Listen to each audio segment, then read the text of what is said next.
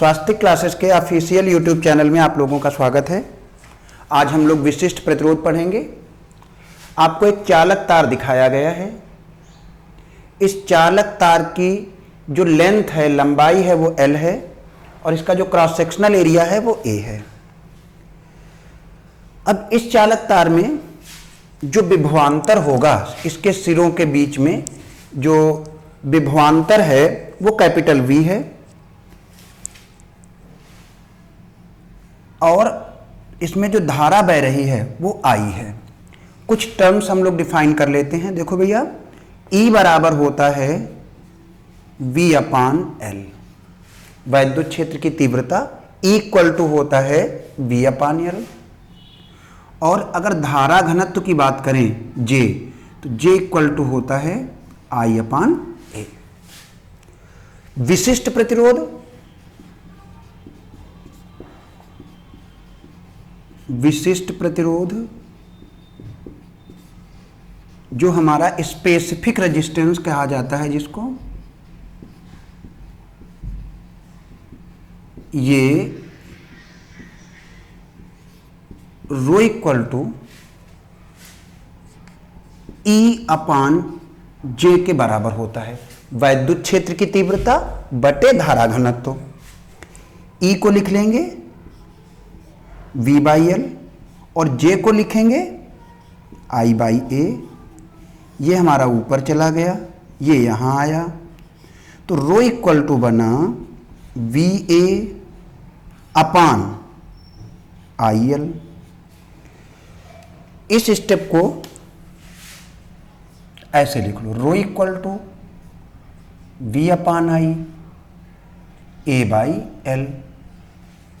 ओम का नियम कहता है, ओम्स लॉ कहता है कि V अपान I R के इक्वल होता है, तो रो इक्वल टू आया R A अपान L। यहां से जब आप R लिखोगे तो R इक्वल टू आएगा, क्रॉस मल्टीप्लाई कर देंगे, रो L अपान A। ये जो रो है, स्पेसिफिक रेजिस्टेंस है, ये हमारा पदार्थ का अभिलाक्षणिक गुण है, कैरेक्टरिस्टिक प्रॉपर्टी है, अभिलाक्षणिक गुण है। इसका मतलब क्या है? कैरेक्टरिस्टिक प्रॉपर्टी है।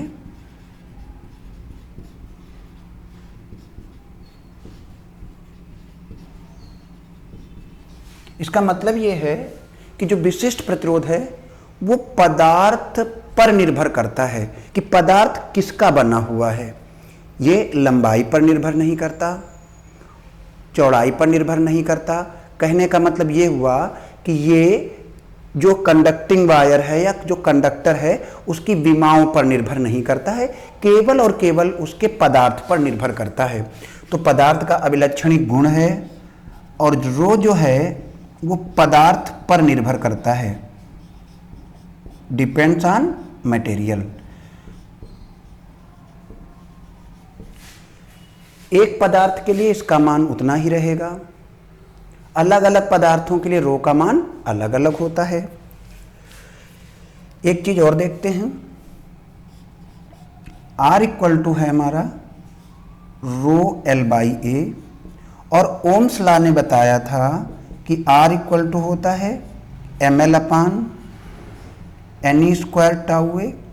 अब अगर हम इसको कंपेयर करें तो यहां से जो रो है ना, ये हमारा निकल कर आता है M अपान NE स्क्वायर टाउ।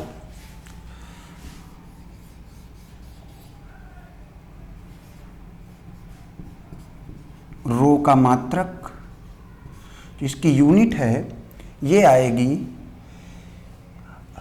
ओम मीटर, और जो रो की विमाएं हैं, डायमेंशंस हैं, उसको निकालने का तरीका यह है कि आप यहां से रो लिख लो, कितना आएगा RA अपान L, इसकी विमाएं,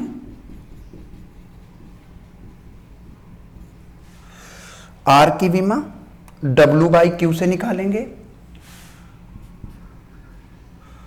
और R इक्वल टू होता है V अपान आई, V को लिखेंगे W बाई क्यू और साथ में I। W की विमा आएगी हमारी M L2 T minus two, Q की I AT, I की A, एरिया की L2 और यहाँ पर जो लंबाई है उसकी L। जब हम लोग पूरा एडजस्ट करेंगे तो ये बनेगा M L3 T minus 3 A minus 2। तो ये जो विशिष्ट प्रतिरोध है इसकी बेसिक जानकारी हो गई। अब हम लोग कुछ चीज़ों पर और आगे बढ़ते हैं।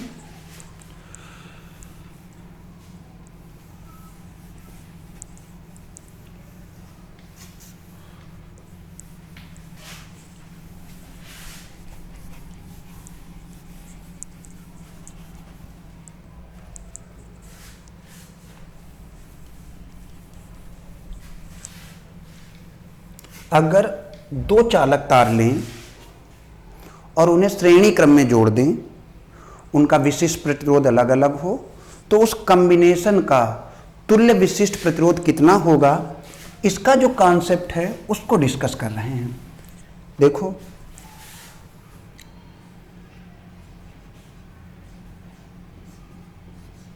कॉन्सेप्ट 1, आपके पास दो चालक तार हैं।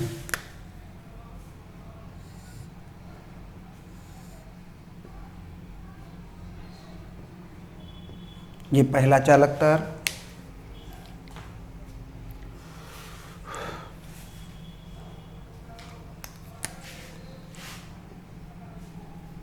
और ये एक दूसरा चालक तार, और इनको हमने आपस में जोड़ दिया, एक बना दिया।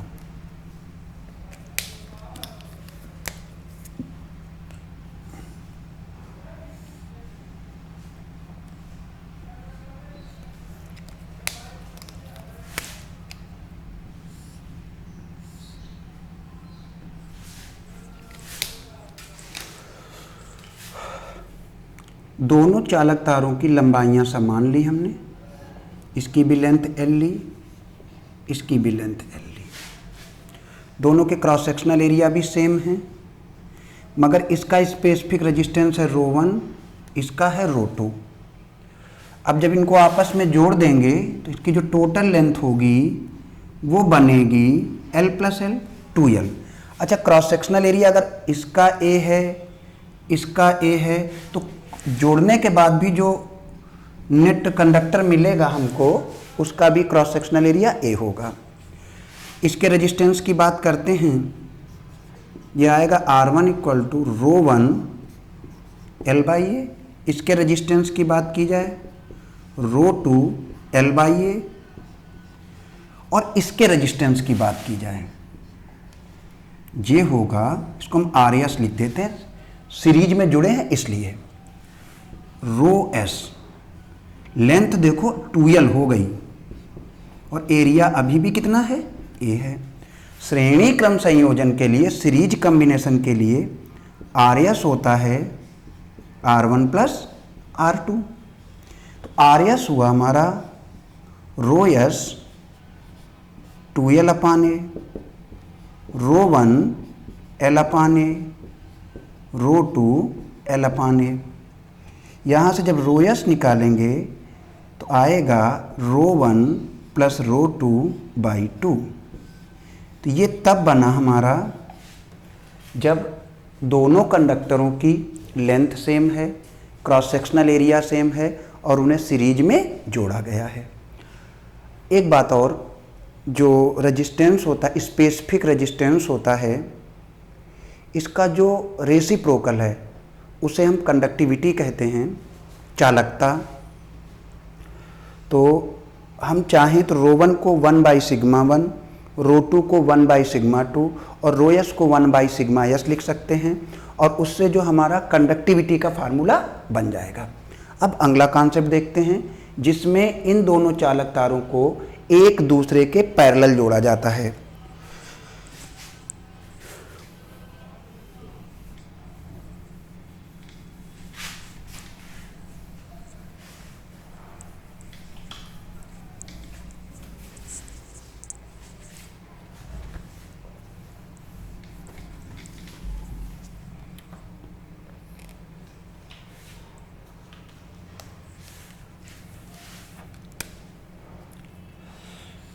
ये पहला conductor, length L, cross sectional area A। दूसरा कंडक्टर, उसकी भी length L, cross sectional area A, लेकिन मटेरियल अलग अलग, और इनको पैरेलली कनेक्ट कर दिया गया।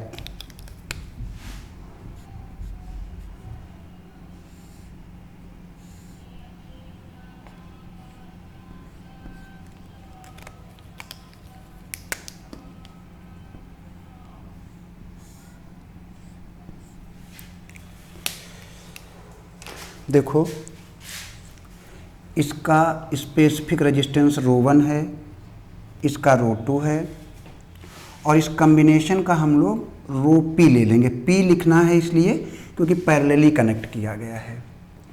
इसका जो रेजिस्टेंस होगा वो होगा हमारा R1 इक्वल टू ρ1 L/A। इसका जो रेजिस्टेंस होगा वो होगा R2 इक्वल टू ρ2 L/A। और ये जो जब इन दोनों कंडक्टर्स को जोड़ दिया गया है तो इनका जो रेजिस्टेंस होगा Rp, उसको लिखेंगे ρP। लेंथ अभी भी L ही रहेगी देखो, लेकिन जब एरिया की बात आएगी, क्रॉस सेक्शनल एरिया, तो दोनों को जोड़ के लिखा जाएगा तो ये 2A हो जाएगा। अब हम लोग पैरेलल जोड़ा गया है तो जो पैरेलल कॉम्बिनेशन का फार्मूला है वो लगा देते हैं। 1/Rp equal to 1/R1 plus 1/R2। Rp ρP L/2A, ρ1 L/A, ρ2 L/A, 2/ρP, 1/ρ1, 1/ρ2, 2/ρP, ρ1 plus ρ2 upon ρ1 ρ2। Invert कर दो, पलट दो, आएगा ρP/2 equal to 2 ρ1 ρ2 upon ρ1 plus ρ2। 2 बाद में ले जाते हैं उधर। ρP equal to 2 ρ1 ρ2 upon ρ1 plus ρ2। तो ये हमारा आइडेंटिकल कंडक्टर्स का सीरीज और कॉम्बिनेशन होने पर जो इक्विवेलेंट स्पेसिफिक रेजिस्टेंस मिलता है उसके कॉन्सेप्ट हो गए। वो पहला था और ये दूसरा कॉन्सेप्ट था। अब हम लोग अगला कॉन्सेप्ट ये देखते हैं कि अगर किसी चालक तार को खींचा जाए, खींचने पर उसकी लंबाई बढ़ा दी जाए तो उसके रेजिस्टेंस पर क्या प्रभाव पड़ेगा।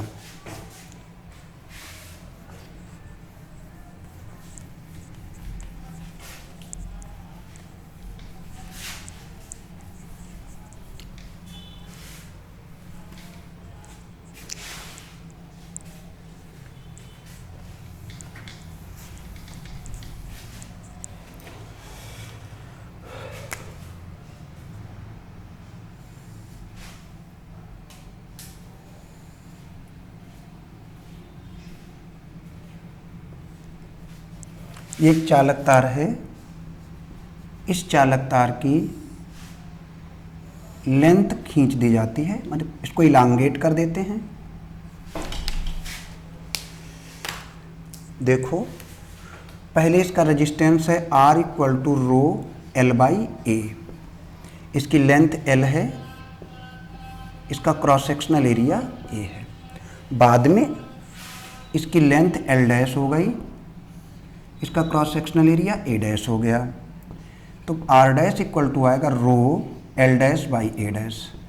अच्छा, खींचने से मटेरियल पर तो कोई प्रभाव पड़ेगा नहीं। अब जब मटेरियल पर कोई प्रभाव नहीं पड़ेगा तो रो पर भी कोई प्रभाव नहीं पड़ेगा। अब बात करते हैं क्या चेंज नहीं होगा। खींचने पर मास नहीं चेंज होगा, मास नहीं चेंज होगा तो आयतन वॉल्यूम में भी कोई चेंज नहीं आएगा। तो जितना आयतन तार का खींचने के पहले है उतना ही बाद में है।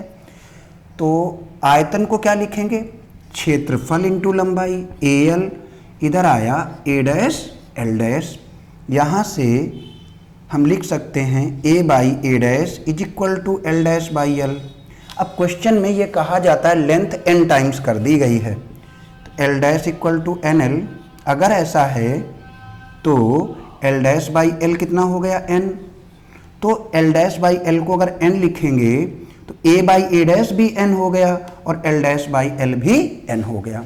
अब इस वाले में इस वाले को डिवाइड कर देते हैं, तो जो हमारा रेजिस्टेंस आएगा वो होगा r dash by r equal to rho l dash by a dash rho l by a, ये cancel, r dash by r equal to a by a dash l dash by l, r dash upon r equal to, देखो a by a dash भी n है और l dash by l भी n है, तो r dash equal to आया n square r। इसका मतलब है कि अगर किसी चालक तार की लंबाई खींचकर प्रारंभिक लंबाई के n गुनी कर दी जाती है तो उसका प्रतिरोध प्रारंभिक प्रतिरोध का n स्क्वायर गुना हो जाता है। एक कॉन्सेप्ट और है, उसको भी जल्दी से देख लिया जाता है। कई बार हमें लंबाई ना दे करके रेडियस दे देते हैं, तो उस सिचुएशन में हम लोग किस तरीके से ट्रीट करेंगे, उसमें हम लोग लिखेंगे, देखो ये जो आया है ना AL equal to A dash L dash, area होता है pi r square L pi r dash square L dash, तो यहाँ से हमारा बनेगा L by L dash is equal to R dash upon R का होल स्क्वायर। अब question में कहते हैं कि जो R डैश है ना वो NR के इक्वल है, त्रिज्या n गुनी हो गई है। अगर ऐसा है तो L बाई L डैश हमारा यहाँ से आ जाएगा, वो आ जाएगा हमारा देखो n, और चूंकि स्क्वायर लगा हुआ तो n स्क्वायर हो गया। अब इसको पलट दें L dash upon L equal to, तो ये 1 बाई n स्क्वायर हो गया। अब अगर हम इसको यहाँ रखें तो हमारा r डैश अपान भाई r डैश इक्वल टू क्या बनना, n square r, n square गुना हो गया, मगर n यहाँ पर कितना है 1 बाई n स्क्वायर, तो 1 बाई n का होल स्क्वायर r, तो r डैश इक्वल टू होगा r अपान n की पावर 4। तो अगर त्रिज्या n गुनी हो जाती है तो प्रतिरोध 1 मतलब प्रारंभिक भाग का 1 अपान n की पावर 4 टाइम्स हो जाएगा। तो ये हमारा थ्योरेटिकल लेक्चर हो गया। अगला जो वीडियो होगा उसमें इस पर बेस्ड न्यूमेरिकल कराएंगे।